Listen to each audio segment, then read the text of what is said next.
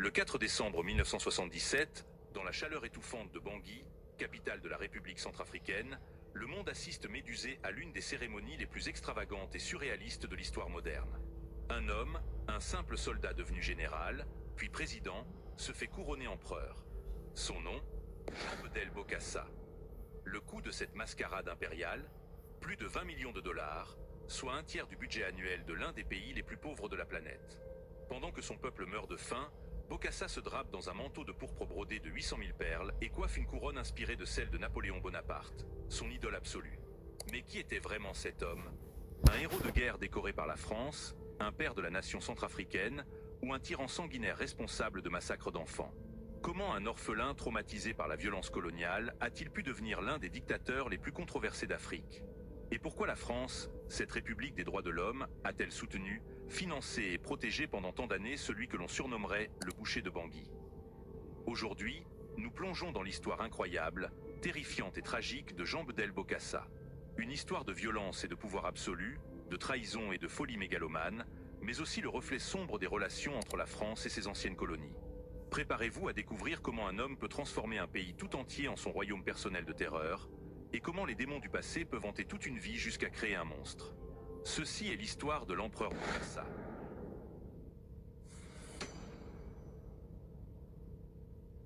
Pour comprendre le monstre, il faut d'abord comprendre l'enfant. Jean Bedel Bokassa naît le 22 février 1921 à Bobangui, un petit village perdu dans la forêt équatoriale de ce qui s'appelle alors Lubangui-Chari, une colonie française de l'Afrique équatoriale. Son père, Mindogon Mbundoulou, est un chef de village respecté, mais cette respectabilité ne pèse rien face à la brutalité du système colonial français. C'est l'époque du travail forcé, du portage obligatoire, des réquisitions violentes. Les hommes centrafricains sont traités comme des bêtes de somme pour construire les routes et les infrastructures coloniales. Ils meurent par milliers dans des conditions inhumaines. Le père de Bokassa refuse de courber les chines. Il résiste, proteste, défend son peuple contre les abus des administrateurs coloniaux français. Cette résistance va lui coûter la vie, et à son fils, son innocence. Jean Bedel n'a que 6 ans lorsque les soldats coloniaux débarquent dans son village. Son père est accusé de rébellion. Devant les yeux terrifiés du petit garçon, les hommes en uniforme frappent son père à mort. Coups de matraque, de crosse, acharnement systématique. Mais l'horreur ne s'arrête pas là. Sa mère, Mbali, folle de douleur et de rage, se jette sur les assassins de son mari. Elle aussi est abattue sur place. En quelques minutes atroces, le jeune Bokassa perd ses 2 parents dans un bain de sang colonial. Imaginez un instant. Vous avez 6 ans. Vous voyez votre père, votre héros, votre protecteur, être battu à mort devant vous. Vous voyez votre mère, votre source de tendresse et de sécurité, s'effondrer sans vie. Les psychologues modernes parleraient de traumatisme profond, de stress post-traumatique sévère, de blessures psychiques indélébiles. Mais en 1927, dans une colonie française d'Afrique, personne ne se soucie de la santé mentale d'un orphelin noir. Le petit Jean Bedel et ses frères et sœurs sont dispersés. Lui est envoyé dans une mission catholique tenue par des prêtres français. L'ironie est cruelle. Ceux qui l'élèvent maintenant font partie du même système qui a massacré ses parents. À l'orphelinat, la discipline est de fer. Les coups sont quotidiens. La religion catholique est imposée avec violence. Bokassa apprend le français, la Bible et surtout l'obéissance absolue à l'autorité blanche. Mais dans le cœur de cet enfant brisé, quelque chose de sombre commence à germer. Une rage froide, une soif de pouvoir, une détermination farouche à ne plus jamais être victime, à ne plus jamais être impuissant. Les missionnaires remarquent son intelligence, sa mémoire exceptionnelle, mais aussi quelque chose d'inquiétant dans son regard. Une dureté précoce, une absence d'empathie qui semble contre nature chez un enfant. Bokassa excelle dans ses études, non par amour du savoir, mais par calcul. Il comprend instinctivement que dans le monde colonial, le pouvoir appartient à ceux qui maîtrisent les codes de l'oppresseur. Il devient catholique fervent, non par foi, mais par stratégie. Il apprend à singer les manières françaises, à parler leur langue sans accent, à réciter leurs prières avec dévotion. Mais au fond de lui, la haine couve. La Seconde Guerre mondiale éclate. Pour le jeune Bokassa, alors âgé de 18 ans, c'est une opportunité inespérée. L'armée française recrute massivement dans ses colonies. Bokassa s'engage immédiatement. Pourquoi? Pour servir la France qui a tué ses parents? Non. Pour apprendre l'art de la guerre, pour maîtriser la violence, pour transformer sa rage en puissance. Si ses parents sont morts impuissants face aux soldats, lui deviendra soldat. Si ses parents ont été écrasés par le pouvoir, lui deviendra le pouvoir. Il est envoyé en Afrique du Nord, puis en Europe. Il combat en Indochine dans les années 1950, une guerre coloniale brutale où la torture et les massacres sont monnaie courante. Bokassa y apprend que la violence extrême peut être un outil politique efficace. Il est blessé à plusieurs reprises, décoré pour sa bravoure. Ses supérieurs français notent son courage au combat, mais aussi sa cruauté envers les prisonniers, son absence totale de pitié. Pendant toutes ces années, Bokassa construit méticuleusement sa carrière militaire. Il gravit les échelons, devient officier, se fait des alliés dans l'armée française. Il épouse plusieurs femmes, engendre de nombreux enfants qu'il traitera plus tard avec une violence qui rappelle étrangement celle qu'il a subie enfant. Le cycle de la violence se perpétue. Mais Bokassa garde toujours un œil sur son pays natal. Petit pousset de l'Antais, enclavé au cœur du continent, la colonie d'Oubangui-Chari accède à l'indépendance en 1960. La République centrafricaine remplaçait l'Oubangui-Chari et déjà Bokassa Ier perçait sous Jean Bedel. Bangui peut être considéré comme le symbole de la ville. Modeste poste voici 50 ans, c'est aujourd'hui une cité de près de 100 000 habitants. Une jeunesse qui promet. En 1960, l'Oubangui-Chari devient indépendant et prend le nom de République centrafricaine. David Dacko, le cousin de Bokassa, devient le premier président. Bokassa, fort de son expérience militaire et de ses connexions françaises, est rappelé au pays et nommé chef d'état-major de la jeune armée centrafricaine. Il a 39 ans. Son heure approche. Le petit garçon traumatisé qui a vu ses parents mourir dans la violence coloniale est devenu un militaire aguerri, cruel et calculateur. Mais ce n'est que le début. Car Bokassa ne veut pas simplement être un soldat. Il veut être roi. Il veut que le monde entier sache son nom. Il veut venger l'humiliation de son enfance en devenant plus puissant que tous ceux qui l'ont opprimé.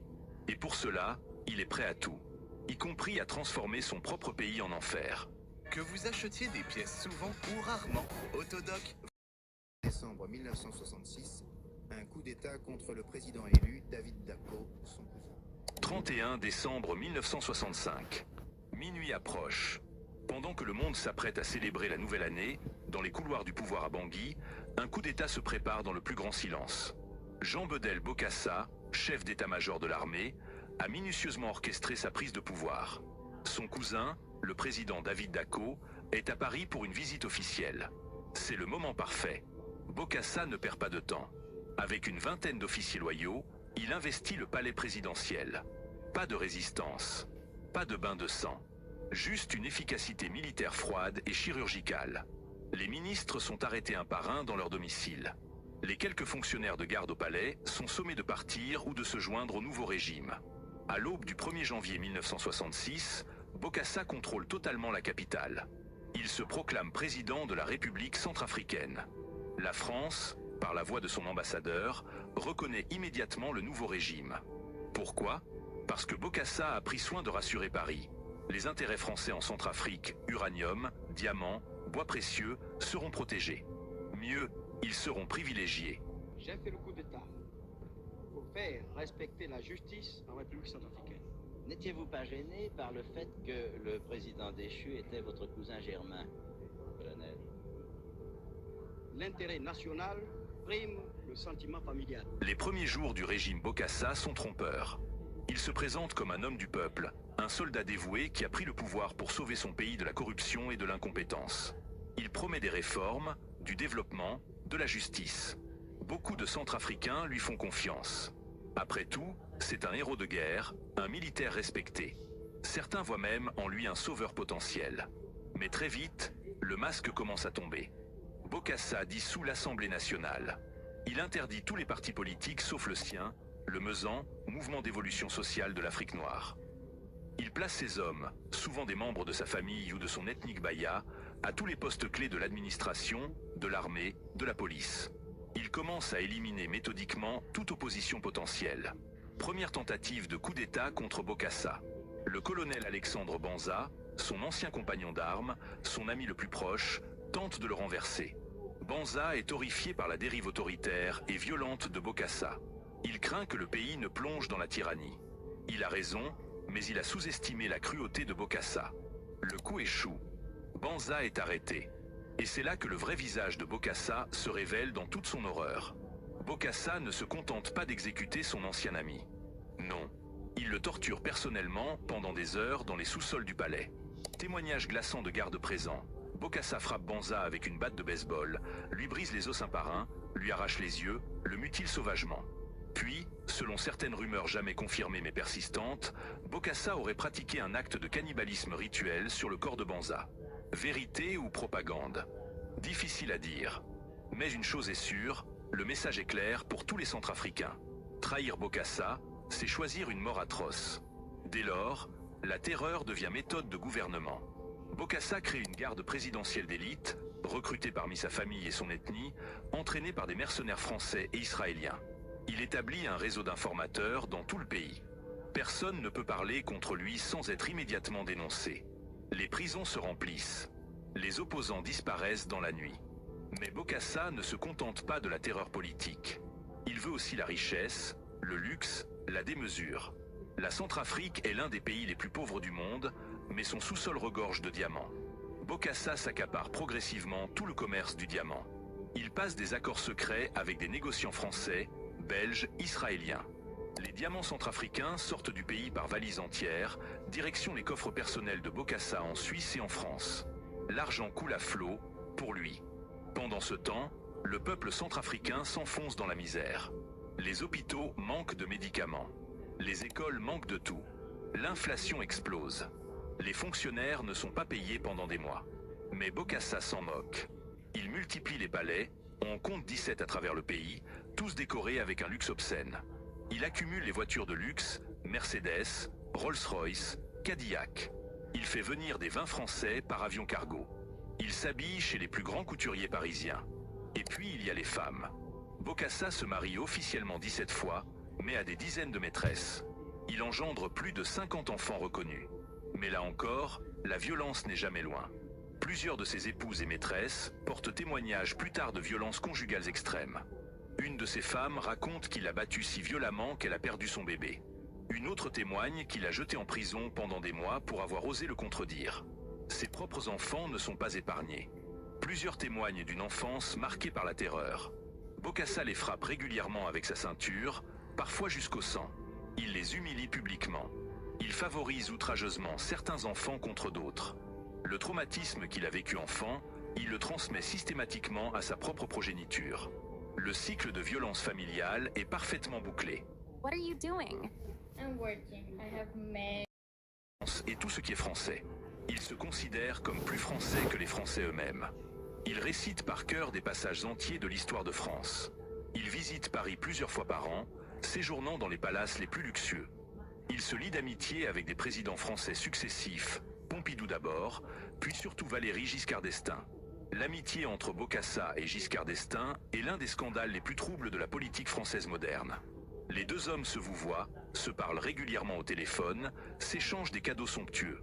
Giscard invite Bokassa dans sa propriété familiale. Bokassa offre à Giscard des diamants, des dizaines de carats que le président français accepte sans broncher. En échange, la France ferme les yeux sur les exactions du dictateur. Plus encore, elle lui fournit armes, conseillers militaires, argent. La France-Afrique, ce système néocolonial de relations opaques entre Paris et ses anciennes colonies, est parfaitement illustré par cette amitié toxique. Bokassa se nomme lui-même président à vie. Ce n'est pas encore assez. Il veut plus. Il veut une légitimité historique, une grandeur qui transcende la simple dictature africaine. Il est obsédé par Napoléon Bonaparte. Il lit et relit les biographies de l'empereur français. Il se compare constamment à lui. Et peu à peu, une idée folle germe dans son esprit mégalomane. Si Napoléon est devenu empereur, pourquoi pas lui? Si la France a eu son empire, pourquoi pas la Centrafrique? Ses conseillers le prennent pour un fou.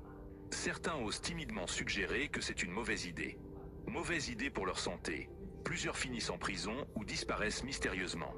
En 1976, Bokassa annonce officiellement la transformation de la République centrafricaine en empire centrafricain. Il sera Sa Majesté impériale Bokassa Ier, empereur de Centrafrique. La date du couronnement est fixée 4 décembre 1977. Le monde entier ricane. Comment ce dictateur d'opérette peut-il se prendre au sérieux? Mais Bokassa ne plaisante pas. Il va montrer au monde entier, et surtout à la France, qu'il est digne de rejoindre le panthéon des grands souverains. Il va organiser le couronnement le plus grandiose, le plus extravagant que l'Afrique ait jamais connu. Peu importe le coût, peu importe que son peuple crève de faim, l'empereur Bokassa naîtra dans la splendeur, et le monde devra s'incliner. Le grand spectacle du couronnement de l'empereur Bokassa Ier dimanche prochain est dans ses ultimes préparatifs. Les avions spéciaux arrivent les uns après les autres sur l'aérodrome de la capitale. 4 décembre 1977. Bangui, capitale de l'Empire centrafricain nouvellement proclamée. Le soleil se lève sur ce qui restera dans l'histoire comme l'une des cérémonies les plus surréalistes et obscènes du XXe siècle. Pendant des mois, toute la machine d'État centrafricaine s'est mobilisée pour préparer le couronnement de Sa Majesté impériale Bokassa Ier. Le budget, entre 20 et 30 millions de dollars. Selon certaines estimations, jusqu'à 100 millions de dollars si on compte tous les coûts indirects. Pour donner une idée, c'est environ le tiers du PIB annuel de la Centrafrique, l'un des pays les plus pauvres de la planète. Les préparatifs ont été pharaoniques. Un trône gigantesque en forme d'aigle doré a été spécialement commandé en France, construit par la maison Chamba, les mêmes artisans qui avaient fabriqué le trône pour le Shah d'Iran. Poids 2 tonnes. Hauteur 4 mètres. Incrusté de pierres précieuses, d'ivoire, de velours. Un véritable monument à la mégalomanie. Le coût du trône seul, 2 millions de dollars. Le costume impérial de Bokassa a été confectionné par Guiselin, le célèbre costumier parisien. Manteau de cour en velours rouge pourpre doublé d'hermine, brodé à la main de 800 000 perles et d'abeilles dorées. Le symbole napoléonien par excellence. 6 mètres de traîne. 20 kilos de tissu et d'ornements.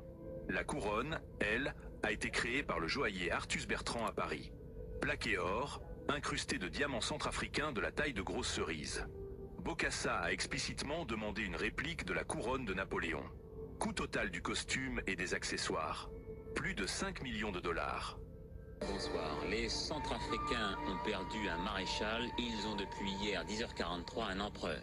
Bokassa Ier, 3e souverain impérial du monde après Hirohito et le Shah d'Iran. On peut en penser ce qu'on en veut.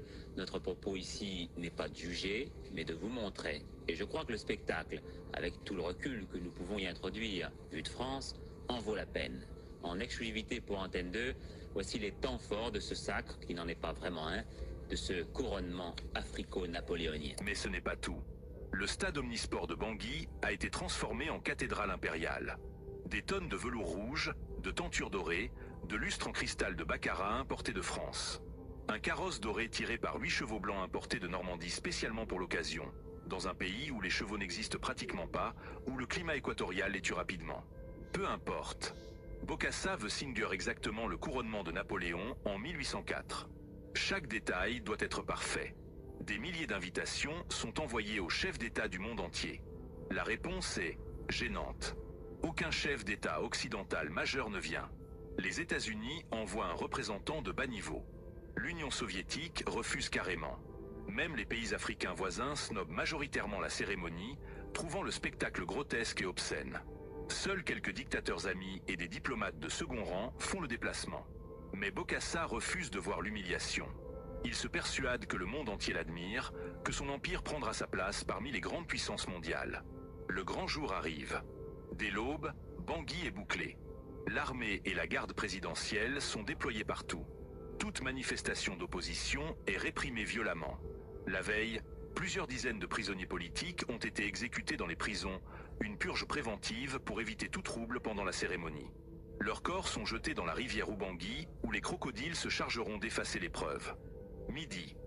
La cérémonie commence. Bokassa arrive dans son carrosse doré, tiré par les chevaux blancs, qui, au passage, supportent très mal la chaleur de 40 degrés et sont presque mourants. Il est vêtu de son costume impérial, la couronne sur la tête, le sceptre à la main. L'orchestre national joue la Marseillaise, encore une référence à la France, toujours la France. Bokassa descend du carrosse, et sa traîne de 6 mètres est portée par 8 jeunes filles centrafricaines vêtues de blanc. Il monte solennellement les marches vers son trône. Chaque mouvement est calculé pour reproduire le couronnement de Napoléon à Notre-Dame. Bokassa s'assoit sur son trône d'aigle doré. Un cardinal centrafricain, visiblement mal à l'aise, bénit le nouvel empereur. Mais dans un geste d'une arrogance inouïe, Bokassa se couronne lui-même, exactement comme Napoléon l'avait fait. Le message est clair, son pouvoir ne vient de personne, ni de Dieu ni des hommes. Il est empereur par sa seule volonté. Puis vient le serment. Bokassa, la main sur une Bible dorée, jure solennellement de protéger son peuple, de défendre la justice, de promouvoir le développement. Sa voix est ferme.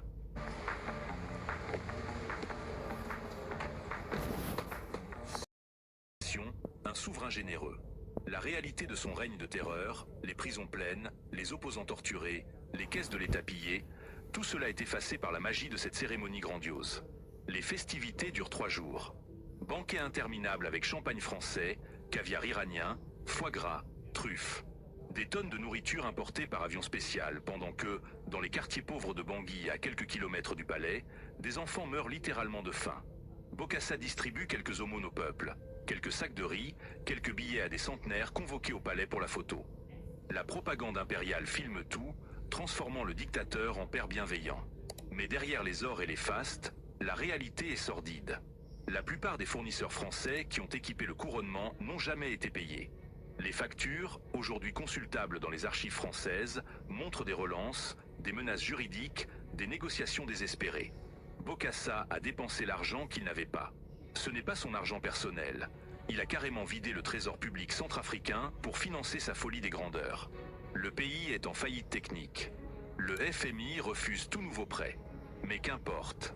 Bokassa est empereur. Il a sa couronne. Il a son trône. Il a prouvé au monde entier, et surtout à lui-même, qu'un petit orphelin noir dont les parents ont été massacrés par les colons peut devenir empereur. C'est sa revanche ultime sur l'humiliation coloniale. Du moins, c'est ce qu'il croit. Car ce que Bokassa ne comprend pas, dans sa mégalomanie aveugle, c'est que le monde ne le prend pas au sérieux. Pour l'Occident, il n'est qu'un clown, un dictateur d'opérette, un despote africain ridicule. La presse internationale se déchaîne. Les caricatures le montuvent en sauvage couronné, en singe en costume impérial. Le racisme latent de l'époque se donne libre cours. Mais au-delà du racisme, il y a une vérité objective. Bokassa est devenu la risée du monde. Son empire n'est qu'une fiction grotesque. Son couronnement une mascarade obscène financée par la misère de son peuple. Et le pire reste à venir. Car un empereur paranoïaque et mégalomane, c'est déjà terrible. Mais un empereur humilié, conscient au fond de lui que le monde le méprise, c'est un monstre encore plus dangereux. La violence de Bokassa va atteindre des sommets. Les années qui suivent le couronnement seront les plus sombres, les plus sanglantes de son règne. Et cette fois, même la France, sa protectrice de toujours, ne pourra plus fermer les yeux. Le couronnement de Bokassa marque l'apogée de sa folie. Mais c'est aussi le début de sa chute. Car après avoir touché le ciel dans son délire impérial, il va plonger dans l'abîme. Et il va entraîner avec lui des centaines, des milliers de victimes innocentes. Le plus terrible chapitre de l'histoire de Bokassa est sur le point de s'écrire. Un chapitre écrit avec le sang des enfants.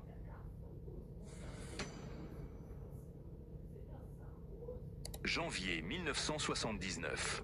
L'empire de Bokassa est au bord de l'implosion. Le pays est exsangue financièrement. Les fonctionnaires ne sont plus payés depuis des mois. Les hôpitaux n'ont plus de médicaments. Les écoles manquent de tout.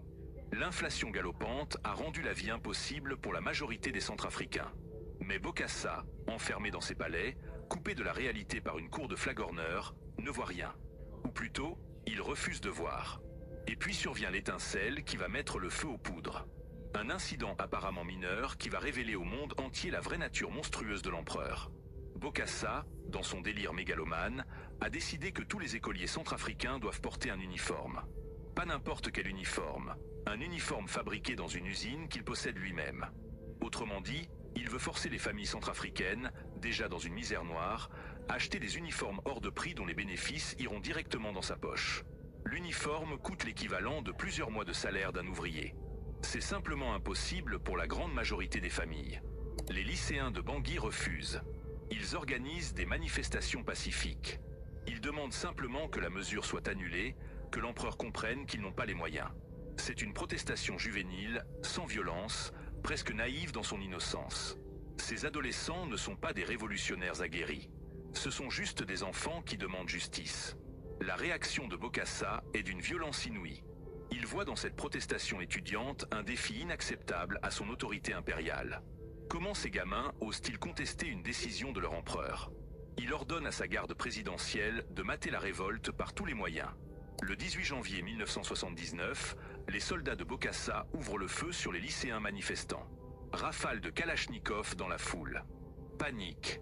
Des dizaines d'adolescents s'effondrent, tués ou blessés. Les survivants sont arrêtés en masse. Plus de 200 lycéens et collégiens sont jetés dans la prison de Ngaragba, l'enfer carcéral de Bangui. Les conditions de détention sont atroces. Les enfants sont entassés dans des cellules minuscules, sans eau, sans nourriture suffisante, dans une chaleur étouffante. Certains sont blessés et ne reçoivent aucun soin. Mais le pire est encore à venir. Car Bokassa décide de se rendre personnellement à la prison pour donner une leçon à ces jeunes rebelles. Ce qui se passe ensuite est d'une horreur absolue. Selon les témoignages recueillis plus tard par Amnesty International et une commission d'enquête africaine, Bokassa, accompagné de ses gardes, entre dans les cellules et participe personnellement au massacre. Il frappe les enfants avec sa canne, ordonne à ses hommes de les rouer de coups. Les témoignages parlent de crânes fracassés, d'os brisés, de corps d'enfants jetés ensuite dans des fosses communes. Les estimations varient, mais entre 50 et 200 enfants auraient été massacrés dans les jours qui ont suivi, certains sous les coups directs de Bokassa lui-même. Un des survivants, qui témoignera plus tard, raconte « L'empereur était comme fou. Il frappait sans arrêt. Il criait que nous étions des ingrats, que nous méritions de mourir. J'ai vu mon ami tomber à côté de moi. Il ne bougeait plus. Il avait 14 ans. Un autre témoignage, celui d'un gardien de prison, j'ai eu honte ce jour-là. Honte d'être centrafricain. Honte d'assister à ça sans pouvoir rien faire. C'était des enfants.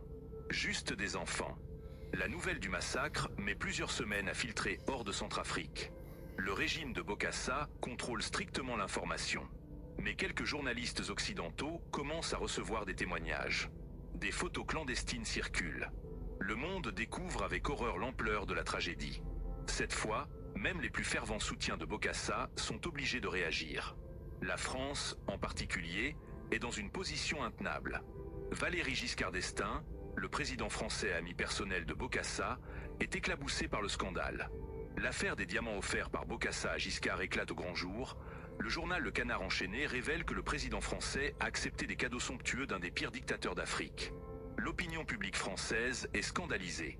Comment la France, patrie des droits de l'homme, peut-elle soutenir un tel monstre? Comment Giscard peut-il être ami avec un assassin d'enfants? La pression devient insoutenable. La France doit choisir, continuer à protéger Bokassa et perdre toute crédibilité internationale, ou le lâcher. Giscard d'Estaing fait un calcul cynique. Son ami doit être sacrifié pour sauver la face. L'opération Barracuda est lancée. 20 septembre 1979. Bokassa est en voyage en Libye, invité par le colonel Kadhafi pour discuter d'une coopération économique. C'est le moment choisi par la France pour frapper.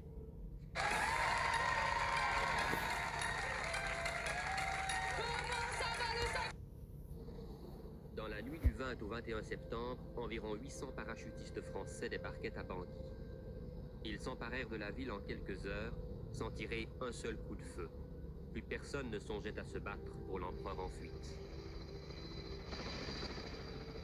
Les troupes françaises manifestèrent très visiblement leur présence. Il s'agissait de dissuader quiconque aurait été tenté de se dresser contre le président Dacko, mis au pouvoir par le gouvernement français. Dans la nuit, des avions militaires français atterrissent à Bangui. Des centaines de parachutistes prennent le contrôle de la capitale sans tirer un coup de feu. L'ancien président David Dacko, cousin de Bokassa renversé en 1965, est ramené au pouvoir par les Français. En quelques heures, l'Empire centrafricain cesse d'exister. La République est restaurée. Bokassa, à Tripoli, est réveillé en pleine nuit par un coup de téléphone. On lui annonce qu'il n'est plus empereur, qu'il n'a plus de pays, qu'il est un homme en exil. Il ne peut pas y croire. Il hurle dans le téléphone, menace, supplie. Kadhafi, embarrassé, lui offre l'asile temporaire, mais lui fait comprendre qu'il doit partir rapidement. Bokassa erre alors d'exil en exil. La Côte d'Ivoire l'accueille quelque temps, puis le pousse dehors. Finalement, c'est la France, ironiquement, qui lui offre un refuge. Il s'installe dans un château délabré près de Paris, le château d'Ardricourt. L'ancien empereur vit là, avec une petite pension versée par le gouvernement français, Huchemoni pour s'assurer de son silence sur les arrangements troubles entre Paris et Bangui. Les années d'exil sont moroses. Bokassa est un homme brisé, rongé par l'amertume et les regrets. Il nie farouchement le massacre des enfants.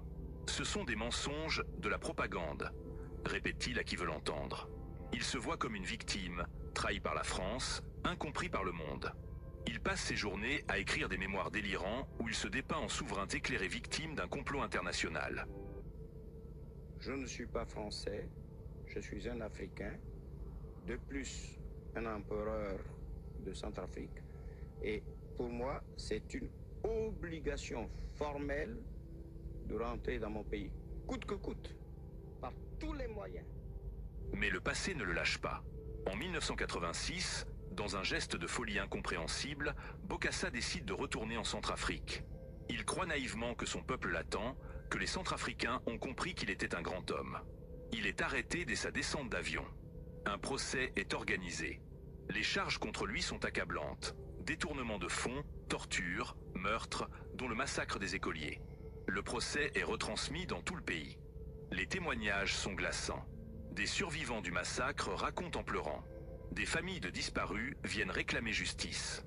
Bokassa nie tout. Il joue l'empereur déchu indignement traité. Mais les preuves sont là. Il est condamné à mort. La sentence ne sera finalement jamais exécutée. Le nouveau président centrafricain commue la peine en prison à vie, puis, plus tard, en liberté surveillée pour raisons humanitaires. Bokassa finit sa vie dans une modeste maison de Bangui, presque oubliée, survivant grâce à une petite pension de l'État.